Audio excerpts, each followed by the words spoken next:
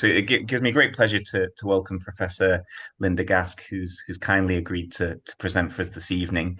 The title of Professor Gask's talk is "How We Are Failing Women's Mental Health," and it is based on her recently published book with Cambridge University Press, "Out of Her Mind: How We Are Failing Women's Mental Health Care and What Must Change." And I'll put a link to that book in the comments. So Professor Gask trained in Edinburgh and Manchester, is Emeritus Professor of Primary Care Psychiatry at the University of Manchester, and a recipient of the President's Medal at RCPsych. She's written about her own experience of mental health problems in two memoirs, and now lives in Orkney, where she is Vice Chair of the Blide Trust, the local mental health charity. So without further ado, I'll hand over to Professor Gask. Thank you very much. Thank you very much. Let me just, I don't think I can leave my screen on. Just trying to move this out the way, so I'm going to close it down, I think. Thank you very much for having me. I'm going to talk through some of the themes from my book, which I spent around 5 years working on. The idea for doing this really came about when I was asked to take part in a debate in Manchester a few years ago. It was Women's Week, and they had a debate, and the proposition was men are the losers now. And I asked, well, do you want me to speak for that or against that? And I had to speak against it, and I had to second it. There was a journalist speaking first. And as I was preparing my talk and listening to the audience and answering questions, I actually thought, well, there are a large number of women that I've spent my life working with who would never dream of coming to a debate like this, and yet it's entirely relevant to them. Women from the South Asian community in Manchester, women from the estates in Salford, women from the Orthodox Jewish community in Manchester who just wouldn't see the relevance of it to them, even though it was pretty clear to me, having spent 30 years working with them, that we were still failing their mental health problems in a way that I think we had been when I first started working in 1980. So I set about writing this book and doing a lot of research in the field and talking to both experts and many, many women.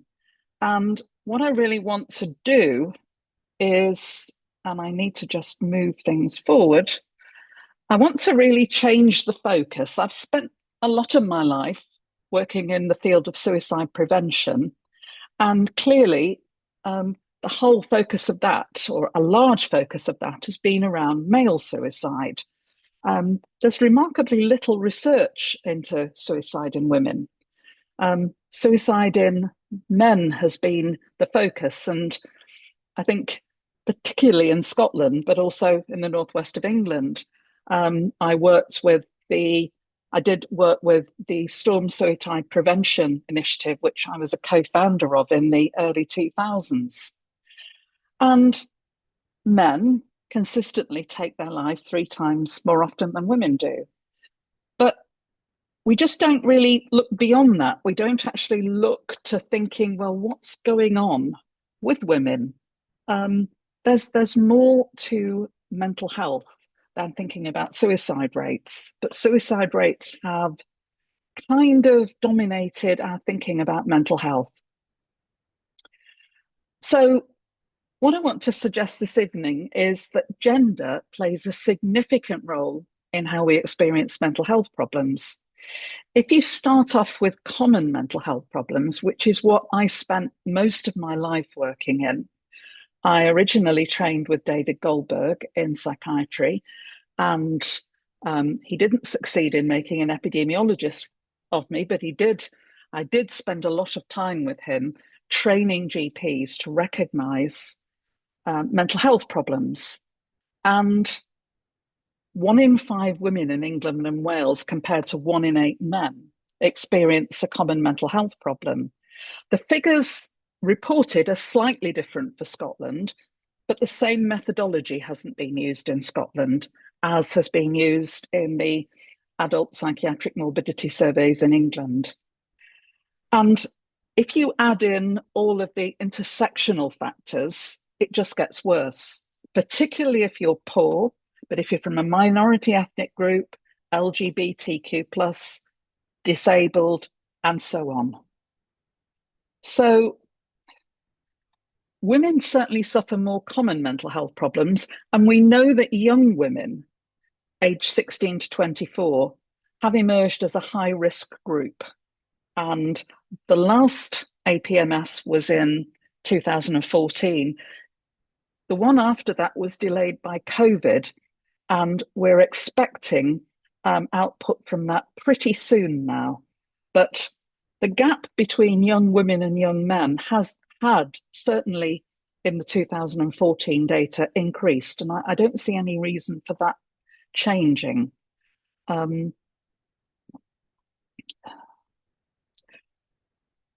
There's also a big issue around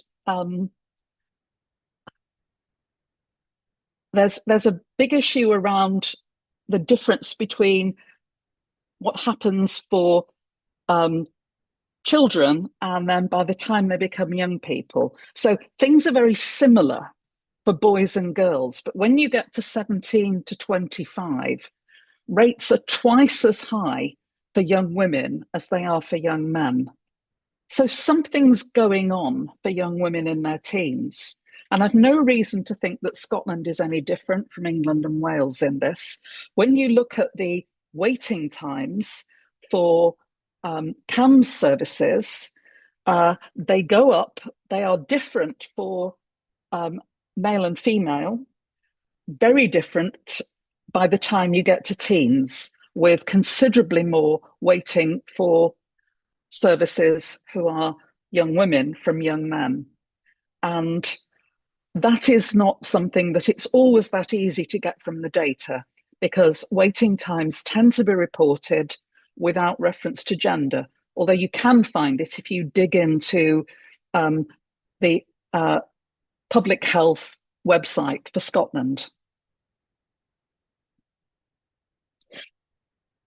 I was certainly trained to think about onset of mental health problems using the vulnerability and stress model.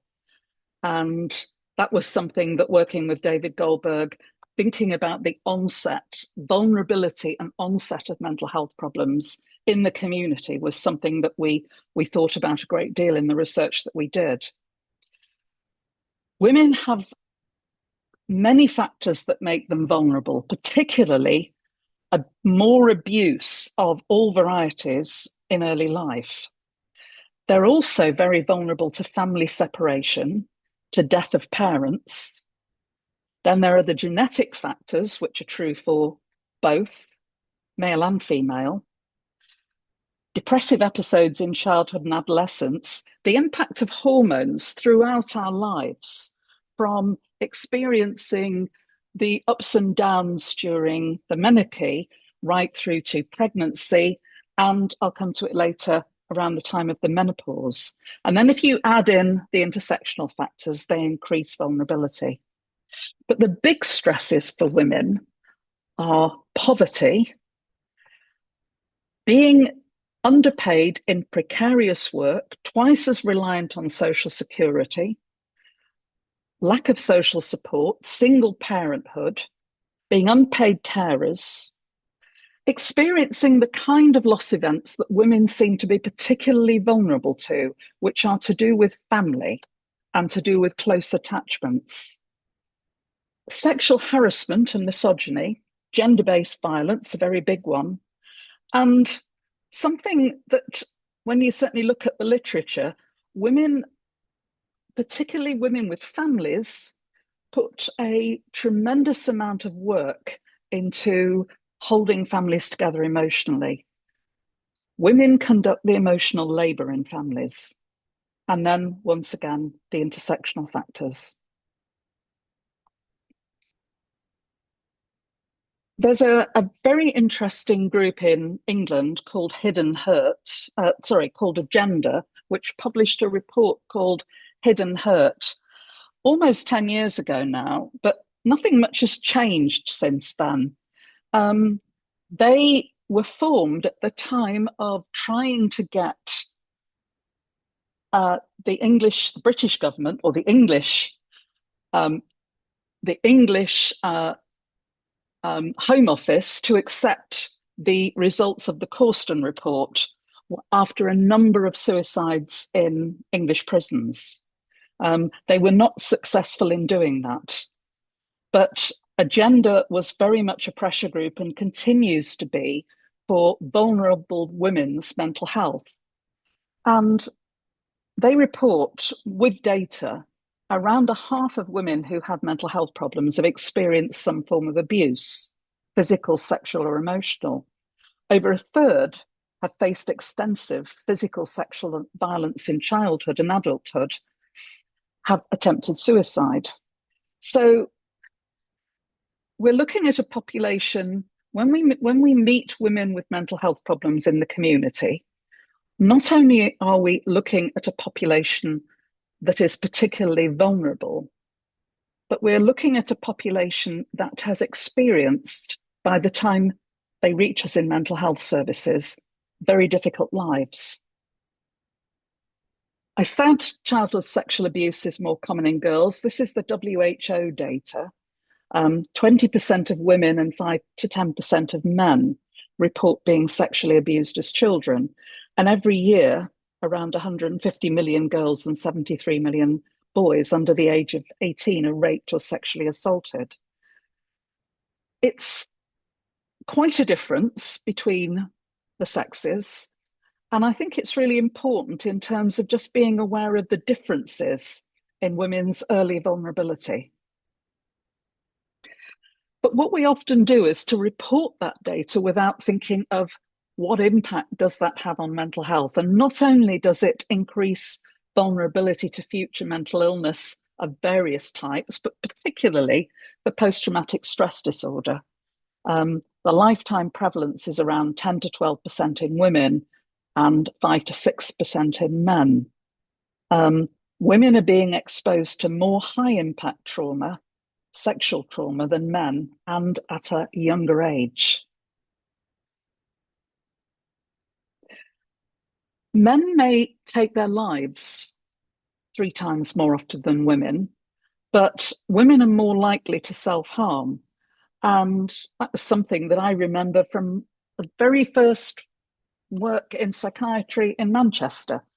At that time, self-injury in the 1980s seemed to be less common than it is now. What I mostly saw were women who'd taken overdoses. And I actually worked with Professor Kessel, who started life in Edinburgh, sending a young woman around chemist shops in Edinburgh asking to buy 100 aspirin and seeing what their response would be. And almost none of them said anything very much other than, I think one of them was reported in the BMJ article, which is a classic if you ever get an opportunity to read it. It was an actress who played the part, but one of them said, "Perhaps you need a cup of tea, dear." The rates of non-suicidal self-injury are certainly highest among the 18 to 23-year-old age group, whereas suicide attempt rates were more common in the slightly older age group. And the person who's done the best research on this is Rory O'Connor from the Suicide Research Laboratory in Glasgow.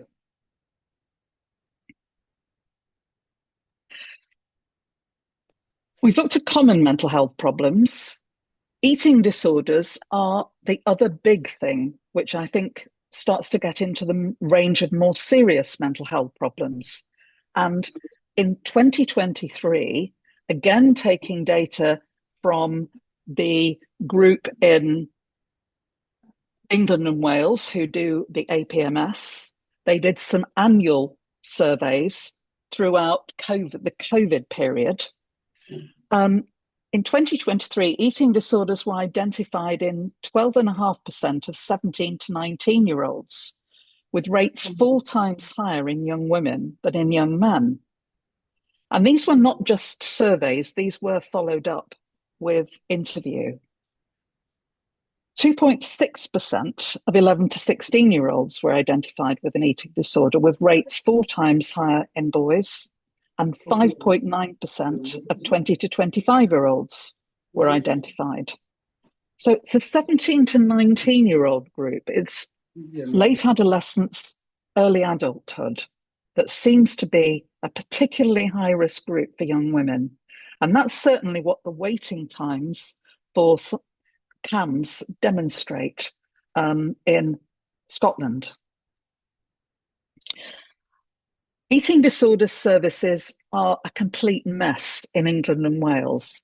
I gather that they are now improving in Scotland. That's what I've heard. There's been a real attempt to try and sort things out. But there was a real increase during COVID, because COVID was a very difficult time for people with eating disorders. Something about going to supermarkets and having to decide what you wanted to eat. And if you were tuned to looking for the signs, it was pretty clear to see the amount of time that some people were taking in deciding what they were going to eat or what they could buy. And I don't think that was necessarily due to poverty. In my book, I specifically focus in on anorexia, because anorexia is the group where there is the most difference between men and women, girls and boys. And for understandable reasons, a lot of the public health initiative work about eating disorders tend to emphasize it's not just girls, it's boys too. But when you look at anorexia, it is very much about girls, particularly when it comes to deaths. And looking at the data from the census data, sorry, not the census data, looking at the data from the website, there were 44 deaths in 2021 from anorexia nervosa, of whom 40 were women. I found that quite shocking, the absolute disparity for women. And when you look at females between 15 and 24 years of age, the death rate for anorexia is 12 times higher than for all of the causes of death.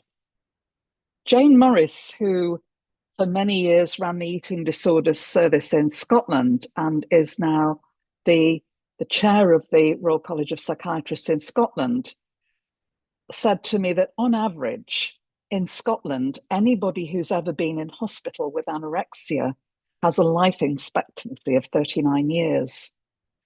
And that is quite stunning, because it's something that over the years we have made remarkably little progress in.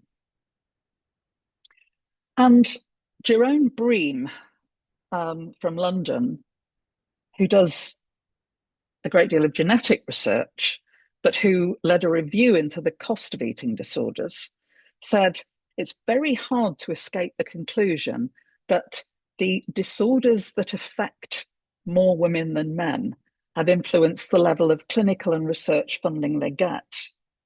And eating disorders, 60% of beds are in the private sector. There's a significant lack of training and education, sometimes only 2 or 3 hours in the course of training. And there's a fixation on BMI for access to treatment, getting your BMI. So you may be very unwell, but your BMI is okay. It's above the limit for access to care, even though psychologically you actually may be very unwell. And there's still remarkable little access to evidence-based care, which means that young people are not getting the care such as CBTE, which has been, I think it was Chris Fairburn who initially was involved in doing the research into that, and has been demonstrated to work. It's just not widely available as yet. Young women are still being treated in fairly old-fashioned ways, and some of the women that I interviewed had very, very negative and worrying things to say about the kind of care they'd had in hospital, still subject to quite strict behaviour programs, which are outdated and lacking a good evidence base. Moving through the life cycle, another very worrying thing that happened around lockdown was an increase in the deaths from suicide following childbirth. In 2020, women were 3 times more likely to die from suicide in the year following childbirth than they were in 2017 to 19. And once again, especially young and particularly poorer women. And this is from the Embrace report. Childbirth is a very controversial area at the moment because of all the different inquiries going into what's happening in maternity hospitals. There's no doubt that maternity and obs and gynae are underfunded, but there is also ideological warfare happening within those units, particularly still around natural or physiological childbirth. And what we are seeing is a great deal of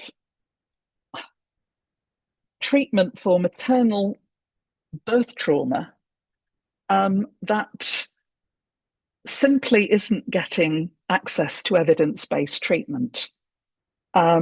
It's worrying that midwives are training in something called rewind, which is a technique that has been systematically rolled out within midwifery, when it isn't actually a nice recommended treatment. And we know that when you're dealing with post-traumatic stress disorder, you really need to be working with evidence-based treatment, particularly appropriate types of CBT.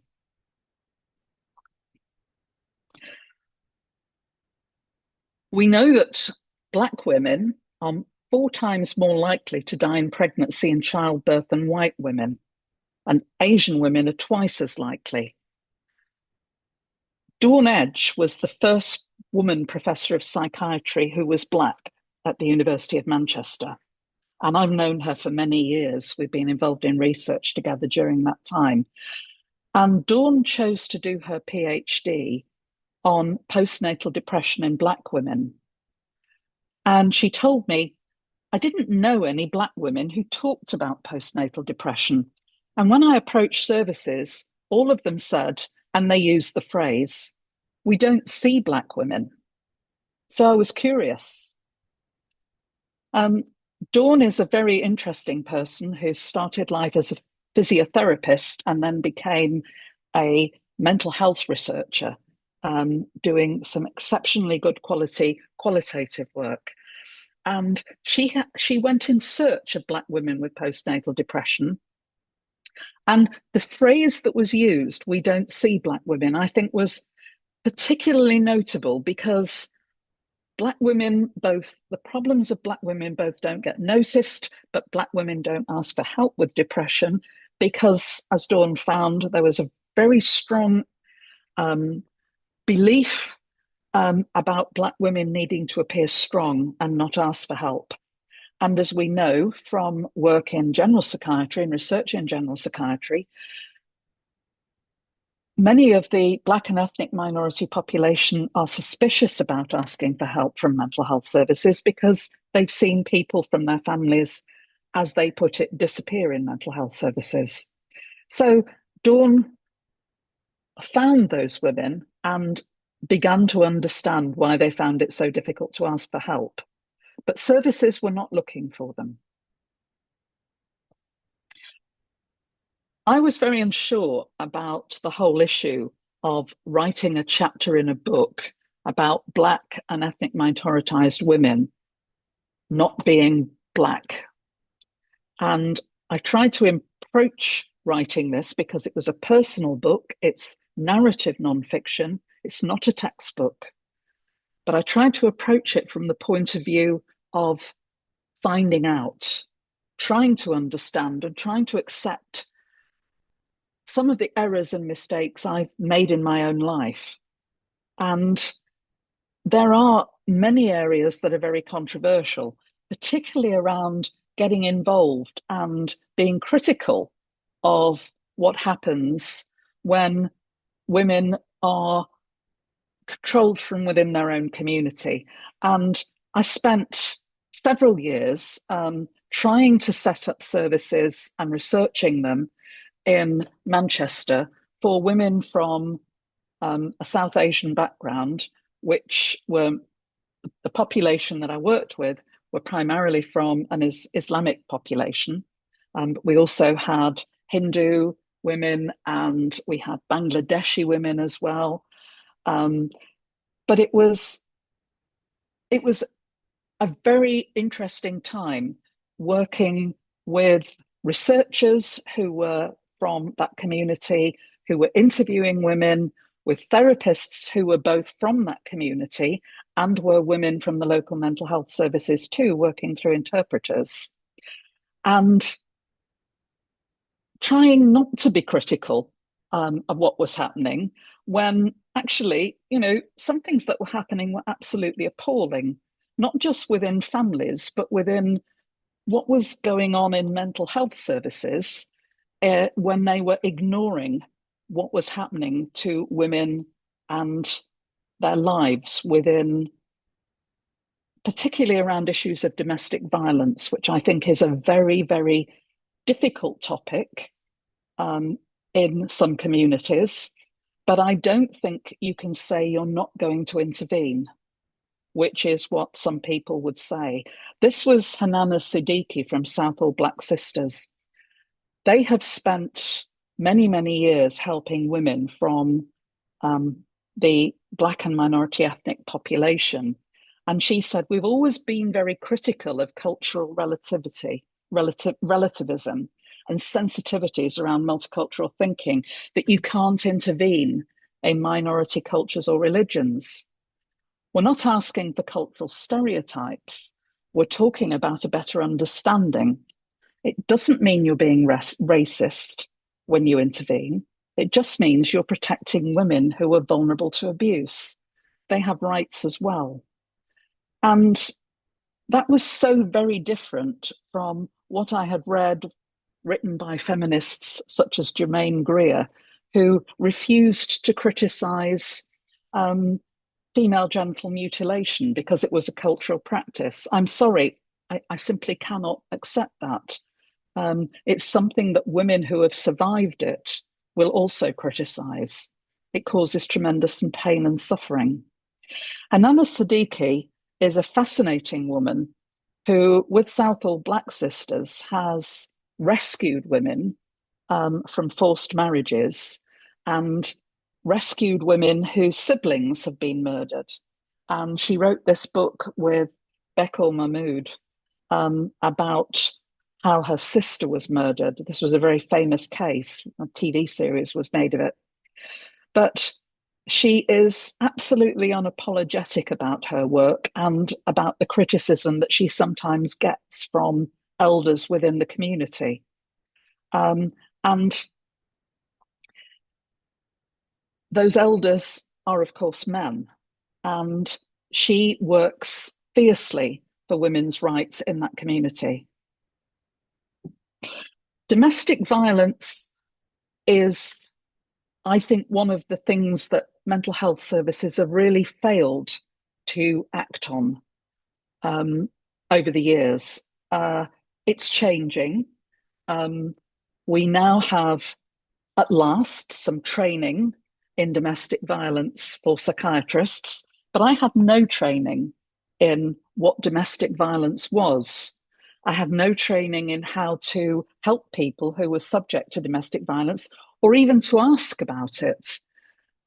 Louise Howard, who is a professor of psychiatry in London, recently retired, told me how when she was working, and her interest was in perinatal mental illness, when she started to ask women about their experiences of early abuse, she said, she was told, you're always asking us about early abuse, but what about what's going on now?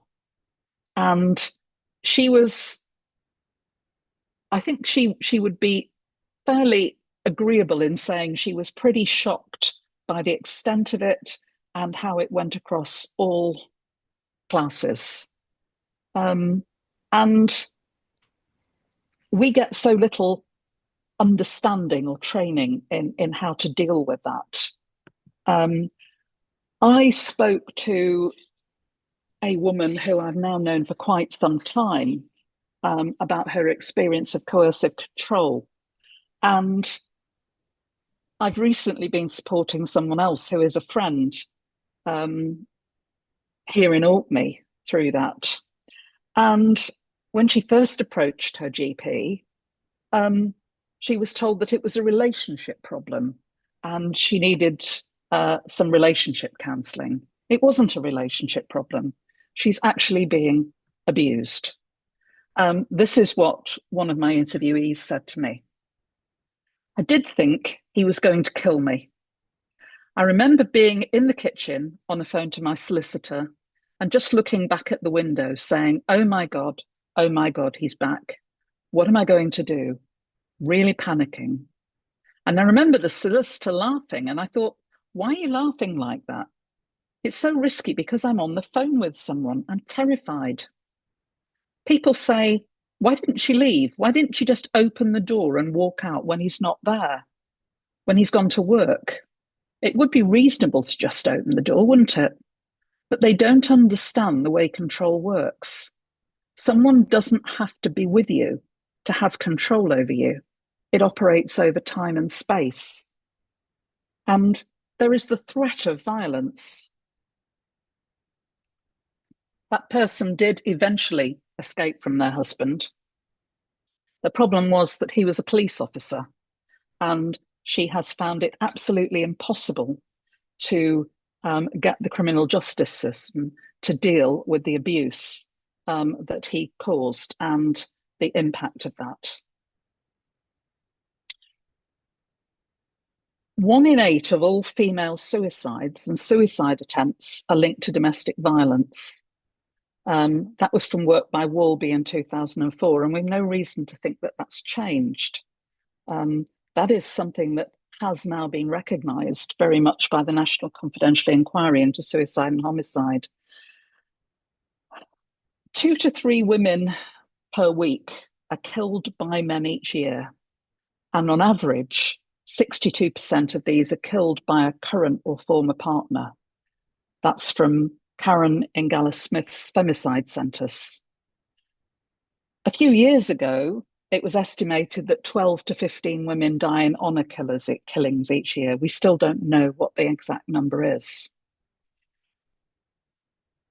A few years ago, I did some research with a PhD student into homicide suicides, and they tended to fall into 2 groups. The majority were men killing women and children, and they usually followed domestic violence, sometimes with identified mental health problems in one or the other partner. There was a much smaller number who were women killing children, sometimes disabled or handicapped children, or in perinatal mental illness. The way in which those homicide suicides were reported in the newspaper was something we actually researched and wrote up in the bulletin. And newspapers went out of their way to say something nice about the perpetrator and sometimes something quite horrifying. But you always found someone who said, I thought he was really quite a normal bloke, really quite nice, really, when you approached him. What they didn't seem to be interested in was thinking about how we could actually prevent that happening. When I worked in Salford, out in the community in a psychological therapy service, we had a couple of suicides over the course of 2 years. Those men had come into contact with us and then disappeared again. And I remember thinking back, was there any way we could have known that this was going to happen? I just don't know. I don't think there was. But I don't think there's enough understanding or awareness in the community of the risk of homicide, suicide. LGBT mental health, again, is something that I think we don't think enough about. And I was particularly interested in the experiences of lesbian and bi women. And the only really good survey I could find of that was that done by Stonewall, which is now, I think, about 7 or 8 years old. But a majority of women had identified as anxiety, and a smaller number had thoughts of suicide. When it came to the trans population, around half had considered taking their life in the previous year, and 67% had experienced depression. Fear, homophobia, transphobia, and so on had all contributed to this. I did look at the issue of the problems faced by trans women and also the issue of young women wanting to change their gender. And I think that I'm not going to talk about those this evening unless particularly anyone asks me any particular questions, because I think that's a whole talk in itself. But I didn't want to steer away from not addressing those issues, because I think that we have to face them head on and actually start to talk about these issues more. Sexual violence, sexual assault and rape is just endemic now in our community. 5 out of 6 women don't report it. Any history of mental ill health will damage your chance of your case being successfully prosecuted. I've personally experienced, when I worked in addictions earlier in my career, a consultant psychiatrist going through the case notes of one of my patients who had made an allegation of someone who ended an allegation against her GP, which ended up at the General Medical Council. And I won't go into the nature of those allegations, but I certainly believed her, and I didn't consider that she had a personality disorder. However, when he had been through the case notes, my former consultant colleague wanted to convince the panel that indeed she experienced borderline personality disorder. The National Confidential Inquiry for Suicide and Homicide looked at 154 patients with a diagnosis of personality disorder who died by suicide, and half of them were female. So that is higher than you would expect from general population suicide rates, and even from the population in mental health care. People get the diagnosis without having any kind of structured assessment. 4% had a structured approach for diagnosing personality disorder. 3/4 of them didn't get any kind of evidence-based treatment. And I have always been unsure about the diagnosis of borderline personality disorder. Doing this research convinced me that it was something that we should avoid using.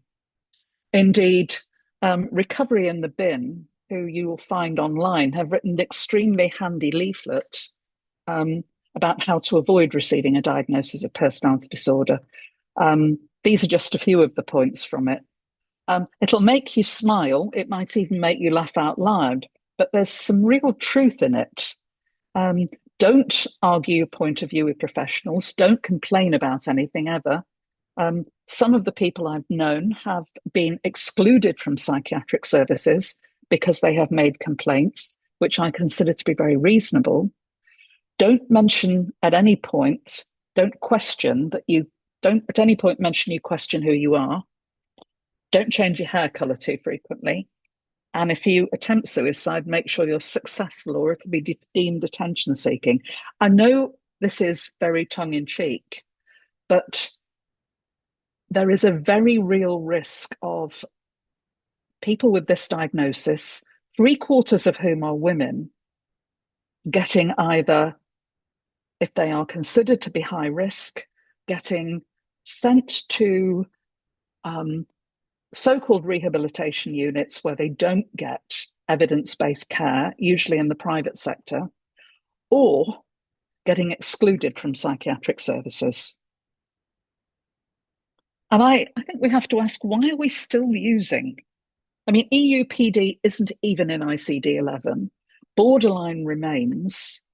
But I think the best advice I have about borderline is George Vaillant, who I met many, many years ago in New England when I was over at Dartmouth giving a presentation.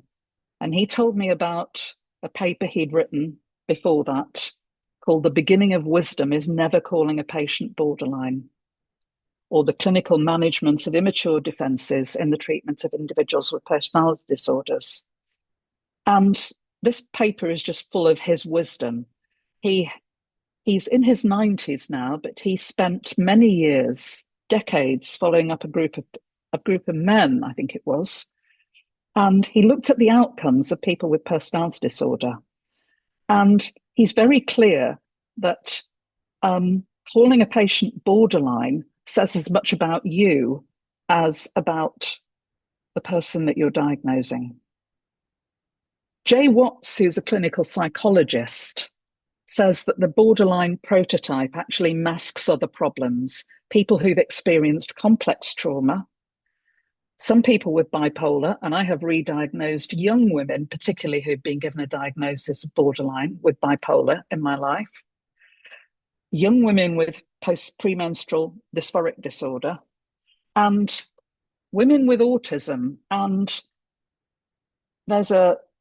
there is an inquest going on at the moment in the south of England with a young woman who was a young mother who took her own life, who was autistic and was really insensitively treated by the mental health services. And I think we have failed to recognize autism and ADHD in women. And some of the women that I've interviewed for this piece of work have been re-diagnosed with autism. Some of them have failed to have mental health services recognize that diagnosis because it's being carried out independent of NHS services, but they have failed to get adequate assessment.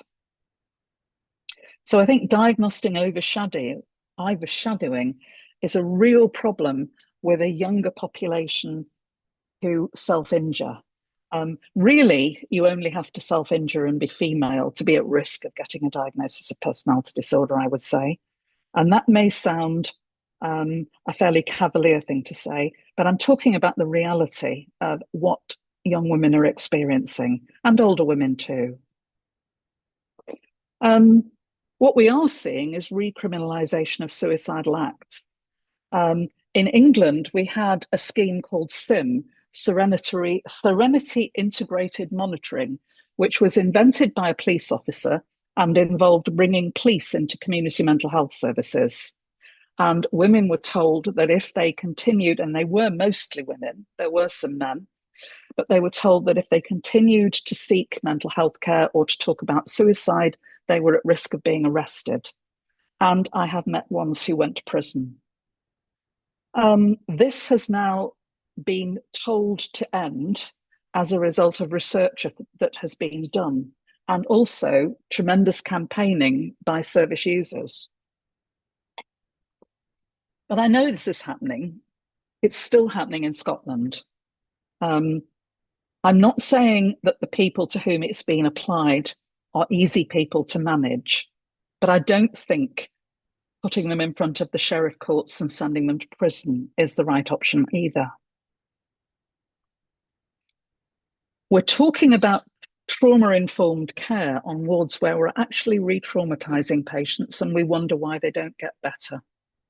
That was something that John Baker, who's the professor of mental health nursing in Leeds, said to me. And he's researched the state of inpatient care and was actually the person who provided an expert commentary to the Panorama programme about the appalling state of what was going on in the unit in Manchester that was filmed undercover Panorama. So we are finding that young women are dying in hospital. And we're also aware, I think increasingly aware, of the horrific scale of sexual abuse and assault, of whom the victims are mostly women, and not only patients, but also women staff and women doctors, including women surgeons, in our system. I think we've all known about this for a long time, but the sheer extent of it has not been something that people have been prepared to talk about. This is Katie Allen, who died aged 21 in Holmet Young Offenders Institution, and I interviewed her mother for this book.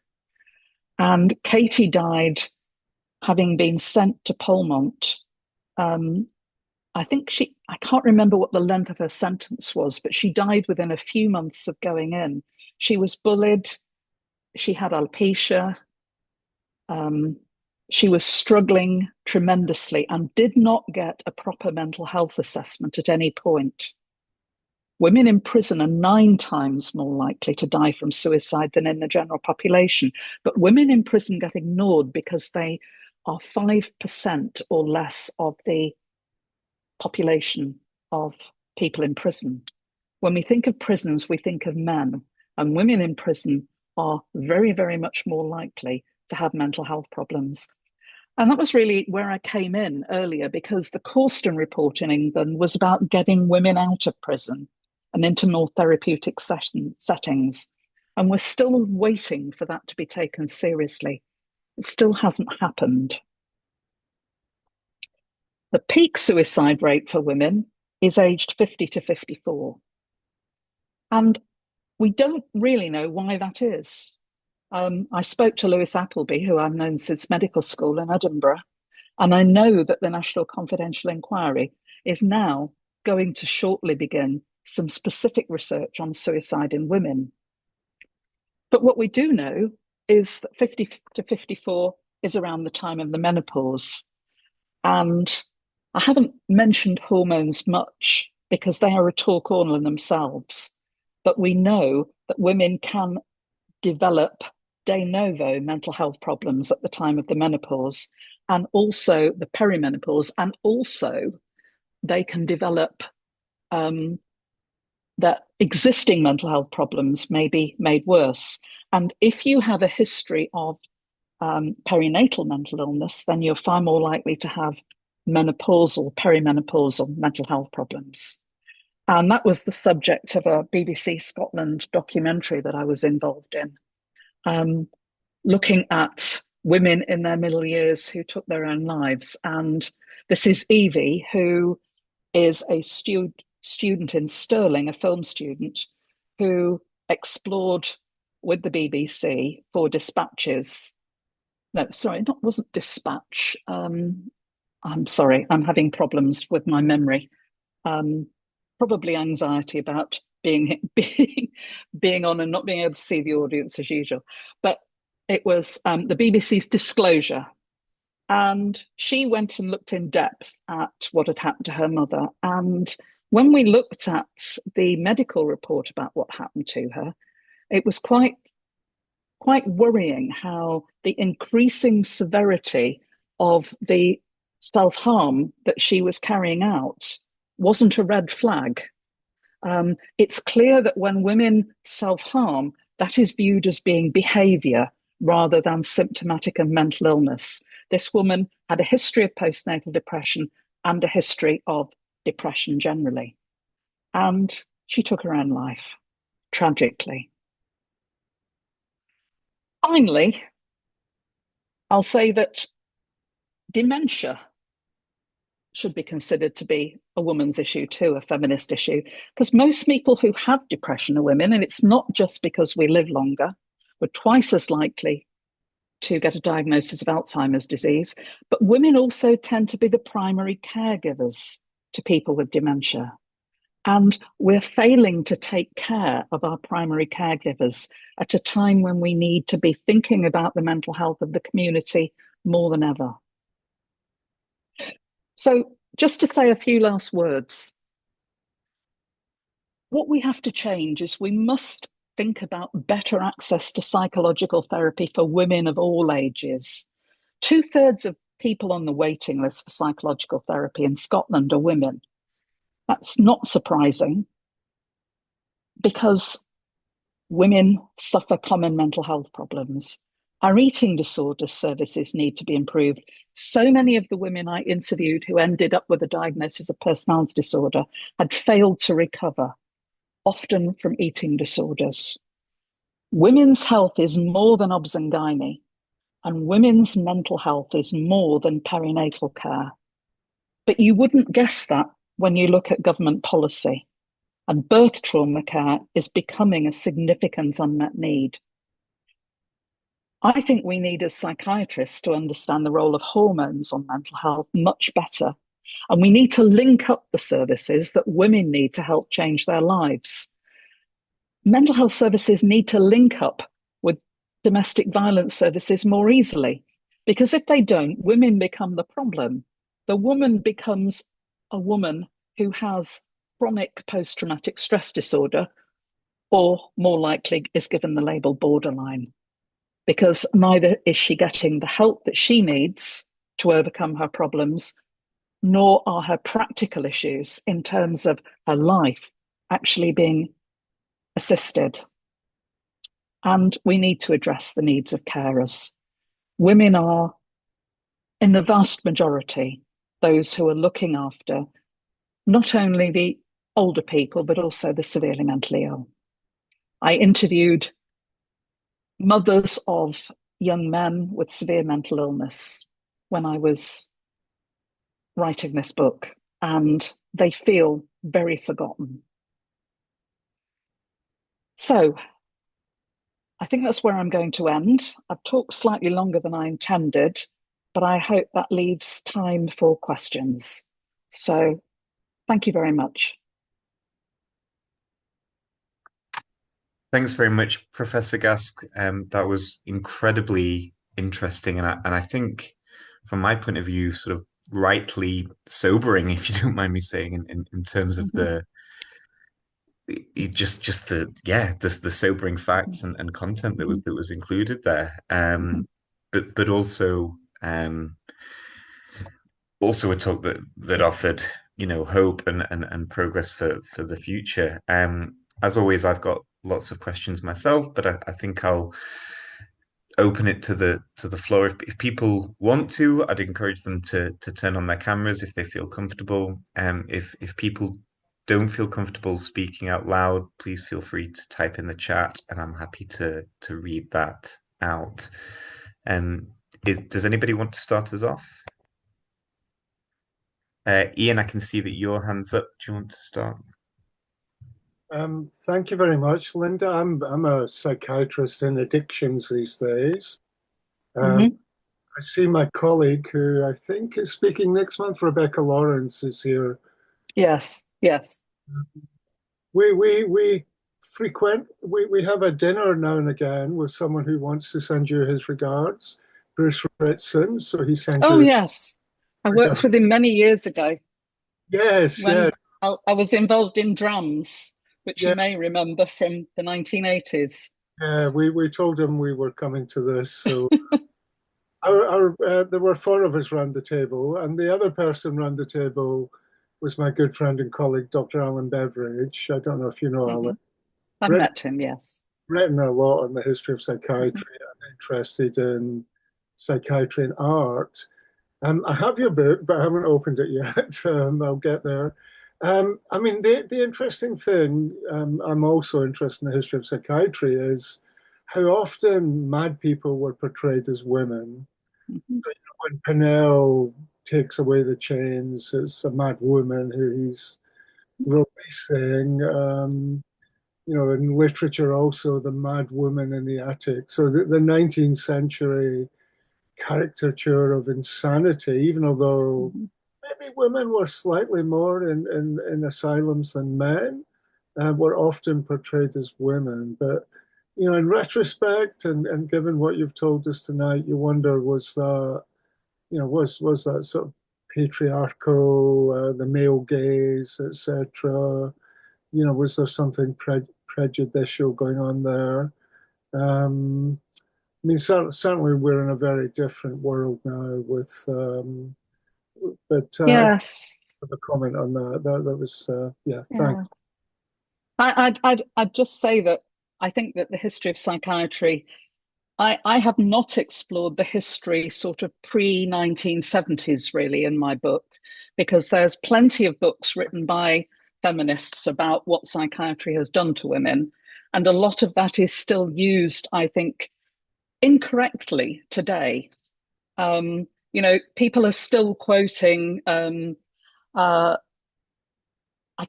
Bonnie, I can't remember her name. I'm sorry. It's my age. I lose names. She was Canadian, and they founded an anti-psychiatry fellowship in her name at the University of Toronto. But she wrote a really extraordinary paper about how ECT was used to basically torment women, and that's all it was for. And people are still citing her work, and it's so outdated, but it's still being used. And so we've got a problem, because I think we're still doing some things wrong, but we've got a problem that our history doesn't bode well for us.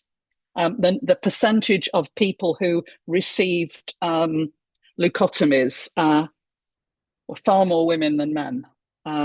And so when you look at that, we've somehow got to say, stop talking about that. But, we're trying to sort out our household now. But our anti-psychiatry colleagues will always go back to history. Thanks, Linda.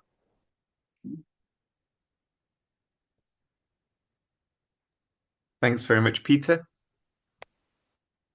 Yeah, thanks. Peter Benning. I'm a retired general adult psychiatrist in Glasgow. Excellent talk. Remarkable to get all that much into less. I know. I was anxious about it. And I know you were leaving stuff out as well. Yeah. I wanted to ask you, how much of this do you think also applies across other specialties, and how much of it is about doctors and health service professionals not really listening to women? Because I think about endometriosis, I think about chronic pain, I think about the mesh surgery fiasco. What do you think about that? I think there's a tremendous overlap with other specialties. I think the problem is that they haven't. We've heard about mesh surgery. I was reading about endometriosis the other day. This idea that if you had a line of people between, if you looked at the waiting list, it would be a line that was stretched from London to Exeter. I mean, that's horrendous. But what we don't get with those conversations is the impact that this is having on women's mental health. And they say, oh, women are more depressed than men. Oh, why is that? Well, I mean, it must be obvious, really. But women, I think I think that the not being listened to is throughout. But I think psychiatry has some particular problems, particularly in how we characterize women's behavior.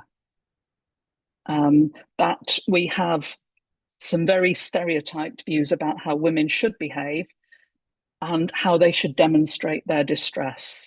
But it's quite hard to work out sometimes how that should be, because you always get it wrong. You either say too much or too little. You're either over the top or you're expressionless. Your clothes are always commented on in mental state examinations.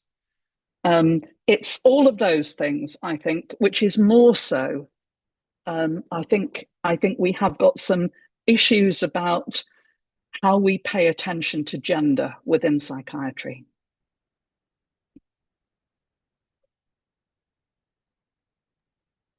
Thanks very much, Hamza.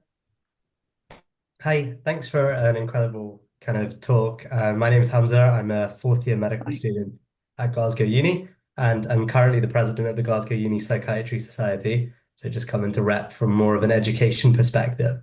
You mentioned in your talk, you were talking about kind of potential distrust from women of ethnic minority backgrounds Yeah. of accessing psychiatric care. Mm-hmm. Kind of from a student perspective, what ways can we kind of encourage more women of ethnic minority backgrounds to kind of engage with kind of both psychiatry as a career? Because one method to kind of get more women from ethnic minority backgrounds to engage with psychiatry would be to have more psychiatrists from there. Who are, from a background, yes.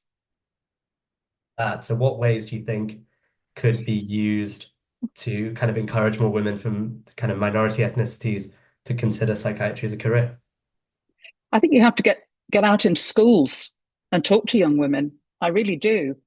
And I think women psychiatrists need to go out and talk to young women about psychiatry as a career. They've just been going out into schools in Orkney, and this is not an ethnic minority setting, but no one from psychiatry went out because we haven't got a psychiatrist here. But we need to get out. We need to get women out talking to women about coming into psychiatry from ethnic minority backgrounds. When we did outreach work in Manchester with women, it was no doubt that having women who you could approach, and not just within statutory services, but within third sector services as well, that was absolutely essential.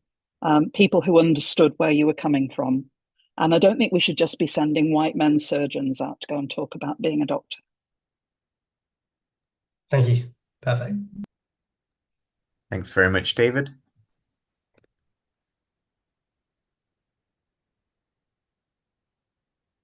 Oh, you're on mute, David.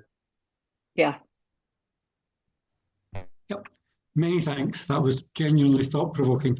It was a huge relief to me to hear somebody who clearly knows what she's talking about rubbishing the concept of personality disorder. I've trodden that one for a long time, and borderline in particular, I find intellectually incoherent. So I would simply thank you for that one. What I wanted to ask was, is there a particular issue between midwifery and women? I've always found that odd. I don't think I know the answer to that. What I do know is I think there's an issue going on between midwifery and obstetricians. And there are some I think there's a very interesting relationship between sort of feminism and the whole issue of childbirth. There is a sense that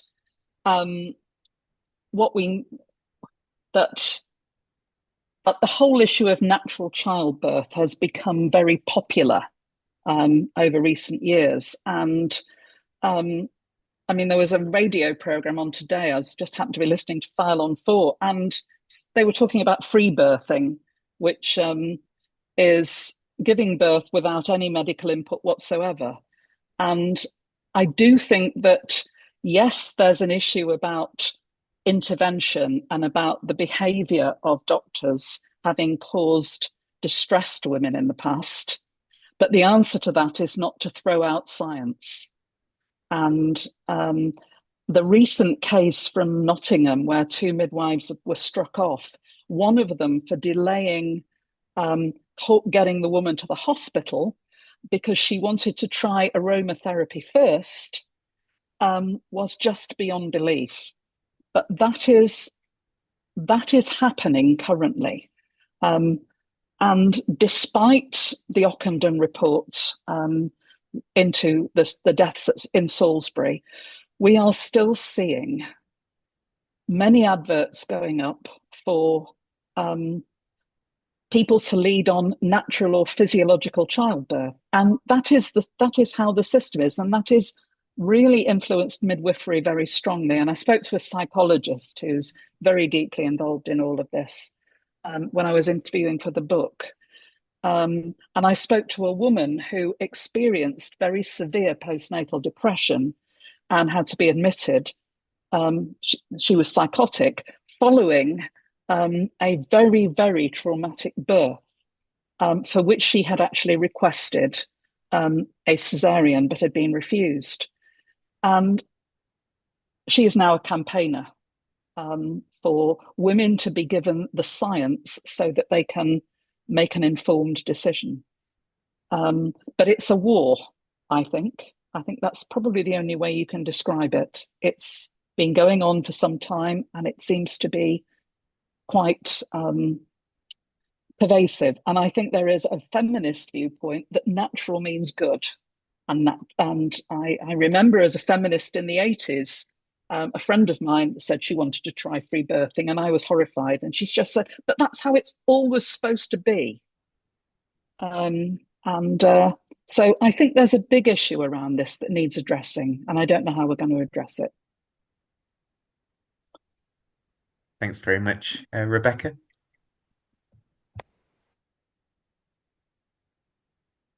Yeah, I just wanted to follow on what Linda was saying there. My daughter had a baby just very recently, which all went fine, fortunately.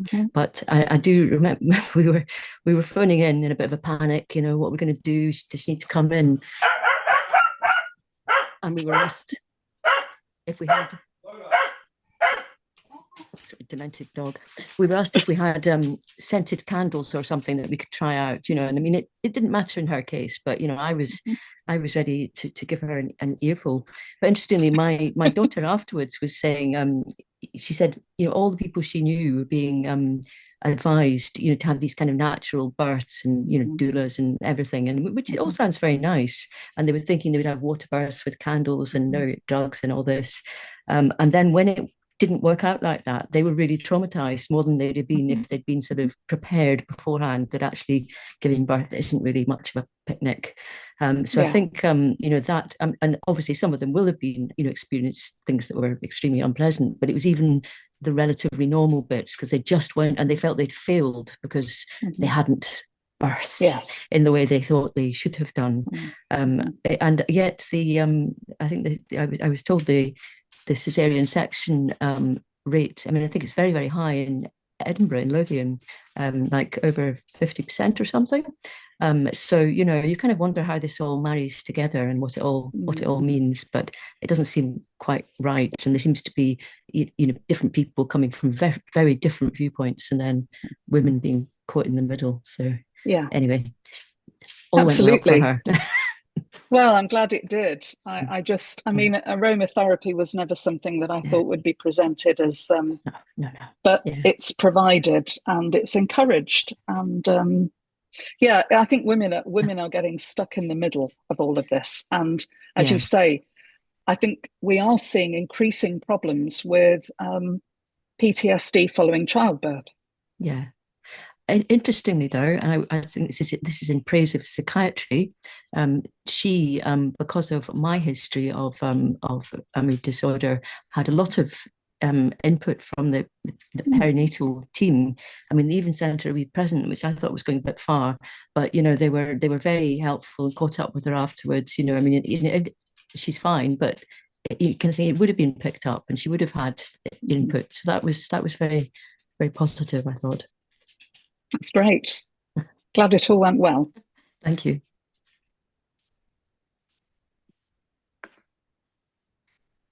Thanks very much. I might ask a question myself, if that's all right. Sure. I was just wondering, I'm not sure if you're familiar with the term epistemic injustice. It's Yes. So obviously initially a feminist concept from Miranda Fricker, and then subsequently has been sort of taken up by philosophers of psychiatry and applied to sort of mental illness more generally. But I suppose for some reason I'd never really thought about it in terms of women's mental health specifically, and how there's a sort of double whammy effect there in that you're at potential risk from not only having a mental illness but also just being female. And I just wondered if I suppose just if you find that to be a helpful concept, and it's a concept that I'm not sure has sort of pervaded into the medical literature more widely, and I was just wondering if you thought that would be something that Yeah, should. the person who I've heard talk about it is Alex Thompson, who's a liaison psychiatrist in London, and he's got a particular interest in women who get excluded, and they are usually people, but women who get excluded from mental health services. And I mean, he is very sensitive. He's not anti the diagnosis of borderline personality disorder, but he's pro diagnoses being applied after a proper assessment, which is not generally happening. That's part of the issue. And once you get that diagnosis, then you are really at risk of injustice. And he's talked about epistemic injustice in terms of the way that label sticks to you, the impact it has on you in your future, both physical and mental health care, and what that then does to the person and their interactions with the healthcare system. And I know he's writing about it, but I'm not sure how much further he's got. But he introduced me to that in terms of thinking about particularly women who self-injure and what then happens. His point being that self-injury can be a symptom of many different types of mental illness, but commonly personality disorder brackets borderline or EUPD get applied, and then that leads to injustice. Yeah, thank you very much. Thank you. It's a whole other talk, but it would be interesting to hear your opinion on the maybe just briefly, if obviously there are significant concerns about sort of borderline personality as a construct and its validity and so on.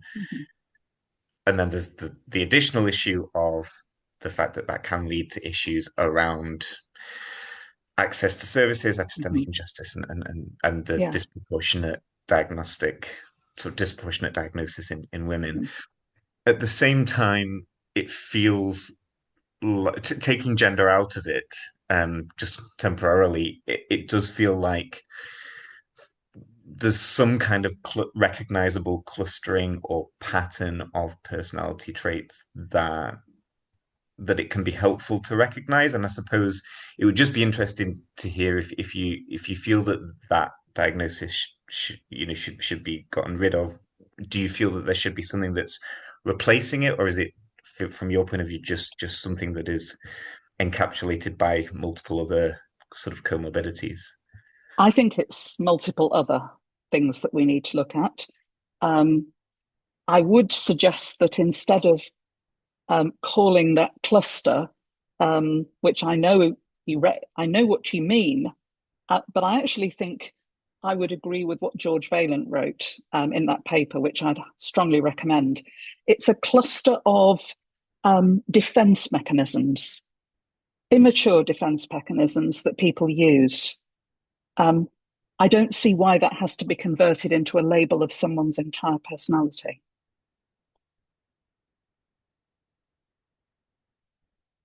Thanks. And I say that as someone who worked with many women who would have been given the label of personality disorder if they'd seen someone else, but I worked with them over time. One of my interviews actually was given that diagnosis and is now working as a therapist herself, having completed psychodynamic training. Change is possible. Thank you. I look forward to reading that paper. I'm mindful we've gone slightly over time. It's only 19 minutes past. I suppose I just wanted to double check if anybody else had any final question. Okay. well, with that in mind, I just wanted to thank you once again, Professor Gask. That was Thank you. a really interesting and stimulating talk. And